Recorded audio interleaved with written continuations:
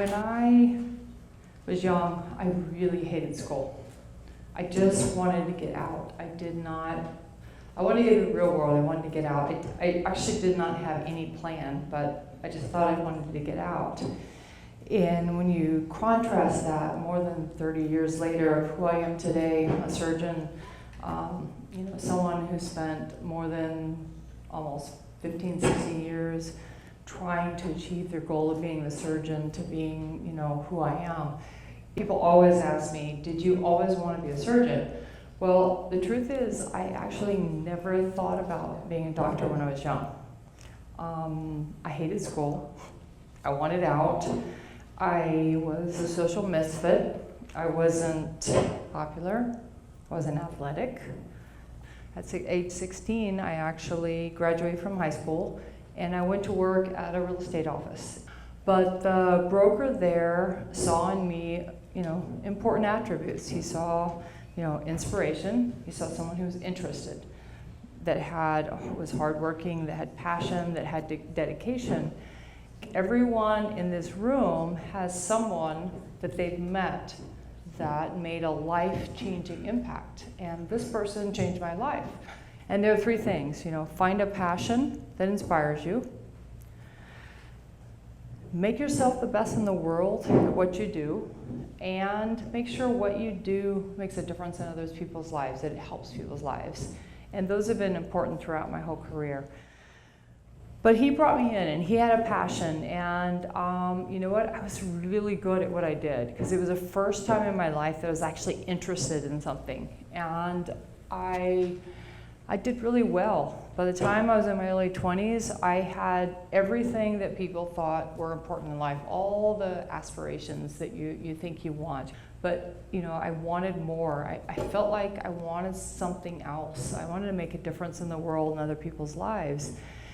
It was the first time that I realized that I needed to find my niche. And I think all of us here, you need to find what is your niche, what is most important, what can you do to be best in the world. So the broker I worked with, he had a son-in-law who was a surgeon. He had a surgery center and a practice, and he needed an administrator, so he offered me the job, and I took it. And I would sit there in that office, and I had this big stack of records and insurance and all this boring stuff, and right across the hall from my office was a surgery suite. And I'd sit there and I'd be like, hanging out in the surgery, and ooh, they open the door, and I'd be like looking in, trying to check it out. And I'm sure it was completely obvious, because it wasn't that long before they're like, hey, you want to just watch the surgery? I was like, oh yeah, sure. And so I have to tell you, it was super cool. I mean, the first time I put on scrubs and a mask and walked in that OR, it was awesome. And I sat in the corner, and I'm like all excited. And the first case was, he was actually operating on the joint of a big toe.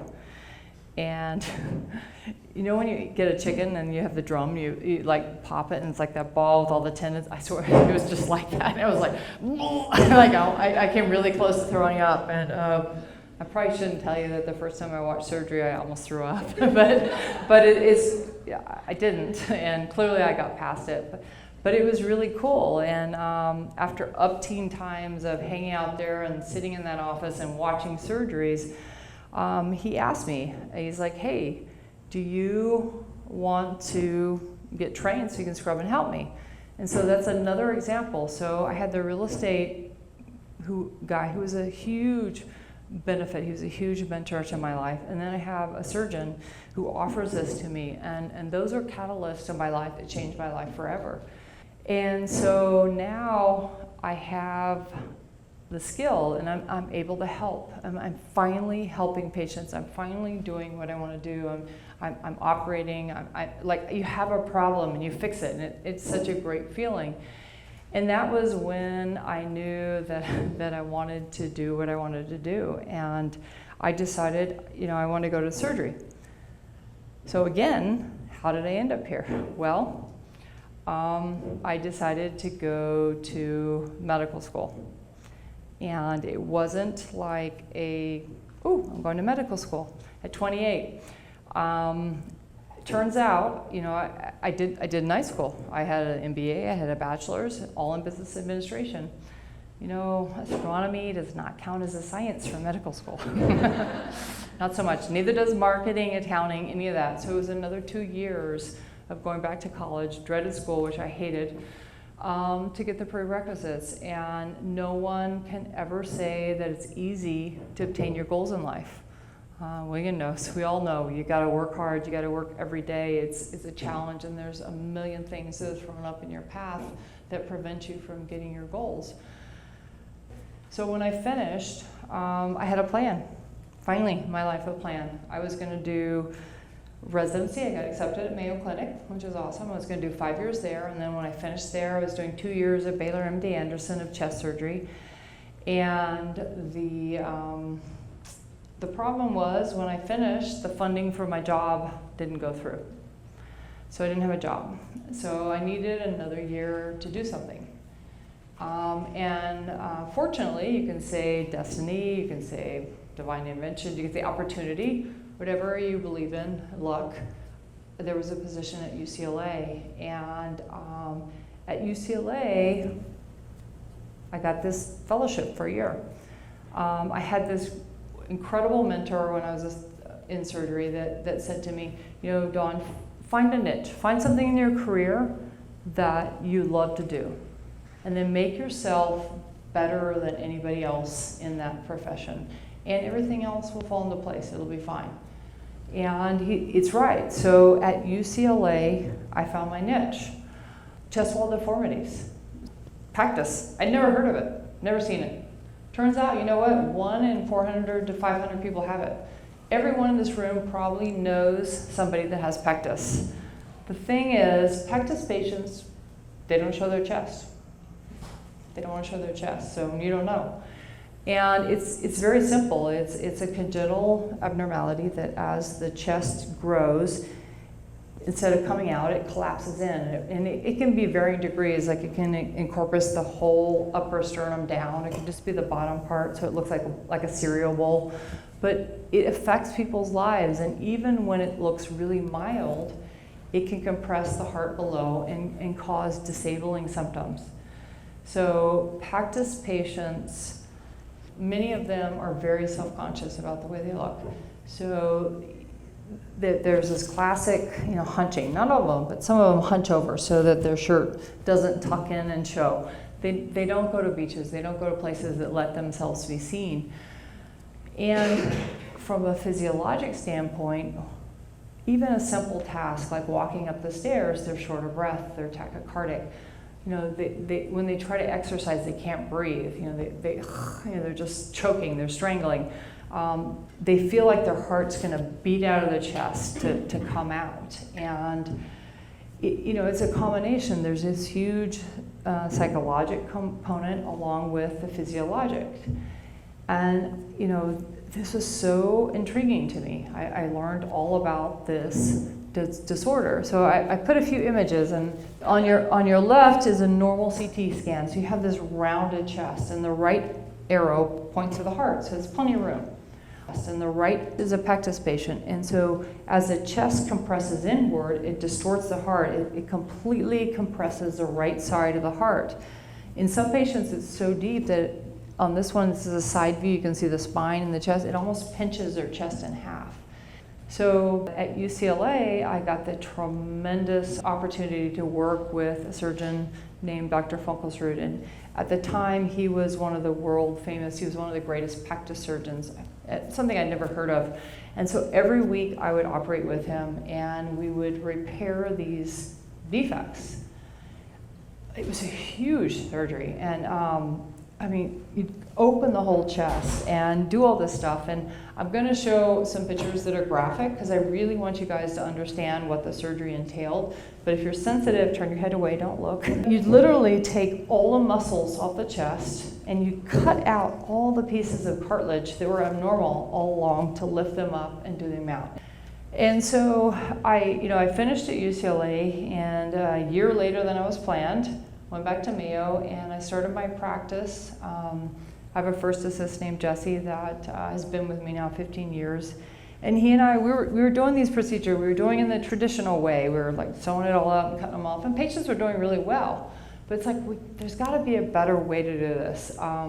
There's so much room for improvement in technique, in pain, and how patients recover, and in cosmesis. Granted, we were doing this so you could breathe and work out, but you also want to look good.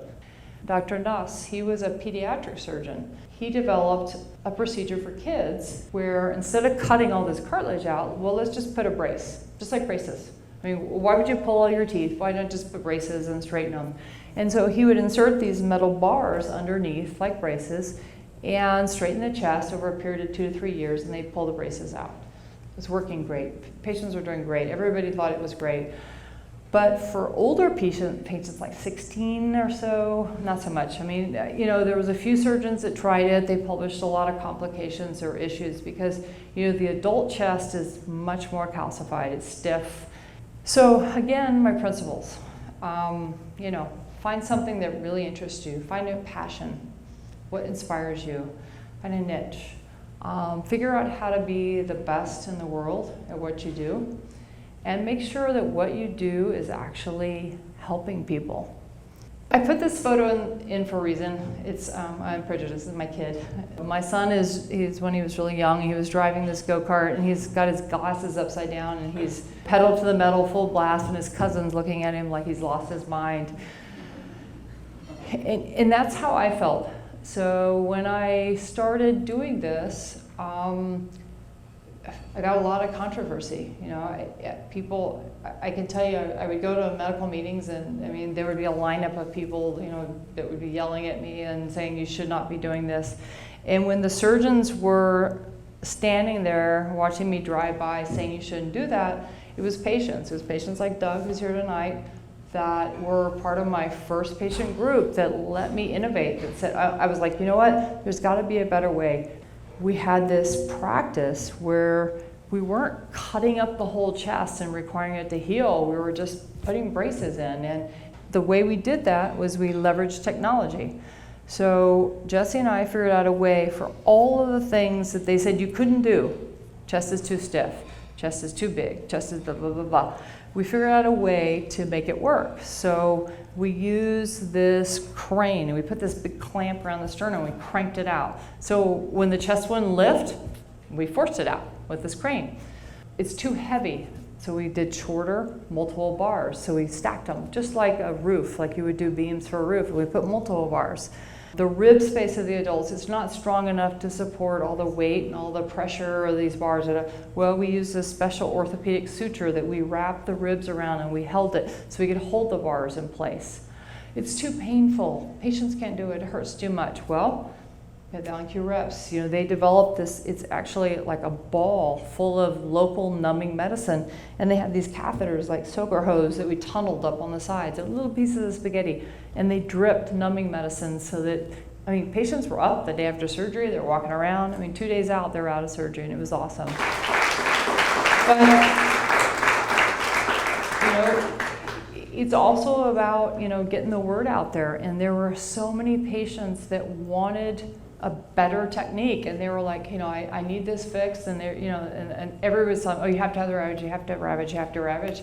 So how do you get the word out? Well, we got really fortunate. We leveraged technology. So YouTube was just becoming popular back then, and we made a video, and we showed how we did it, and we had patients talking about how great it was, and they're like, walking around after surgery, awesome.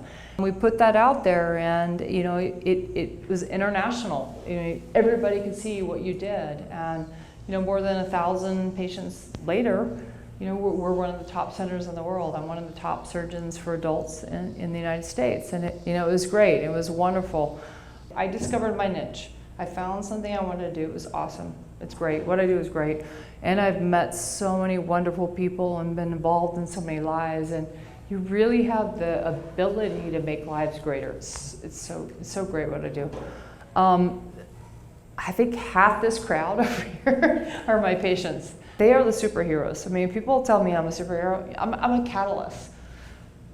The people in my lives have made me a catalyst. They made me able to do, but these guys are awesome. And they're crying, they're making me cry, so it's killing me.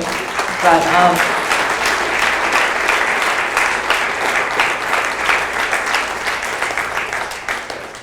I'll only talk about a few, and trust me, if you want to talk to them, they're all there. You can get lots of stories. But Adam was one of my original patients. He has since probably has one of the #1 websites in the United States and the U.S. So Adam's been like critical in patient information. William, when I first saw him, he is one of the top advocates in pectus education in the United States. The first day I met William in my office, he wouldn't even look at me in the eye. He wouldn't. And so he just finished his half Ironman, and he's training for his full Ironman. I mean, these guys are doing things that you would never imagine. I mean, it changes their lives. It changes, like, I fix them. I make them so they can breathe, so they can exercise, so they can do things. But they take that and they do great things. They move forward. I mean, it's so amazing. It's so crazy. Michael, where are you, Michael? There you are. He's now, he's following my lead. He's in the midst of his journey to try to go back to medical school and help people. I also realize beyond surgery is how important mentorship is, how important we all are. We do not realize how many lives we touch and how much opportunity there is to influence others, to be a catalyst, to give them a push forward. And there's so many people. I mean, Rebecca came to me as a patient, and she was all about patient education. So Mayo actually hired her to do an internship with me, and she spent a summer, and she did a whole series of videos following a patient from the minute they walk into Mayo to the minute after their surgery. And so it's a whole experience of educating patients and what to expect. And yeah, I mean, it's been great. And she's becoming the best in what she does, and she's branched off and long gone and flying. And find something you really are passionate about. Find something you like, find something you enjoy. Find a niche. And then work hard. I mean, make yourself the best. I mean, think about things, innovate, move that field forward, make what you do better, make yourself the best in the world. And you know, everything will fall in place in your life. There's no way that you won't help other people doing what you do just by having your life and enjoying it and making things better. I thank everybody for being here. My name is Dawn Jaroszewski. I'm a surgeon, and pectus is my life.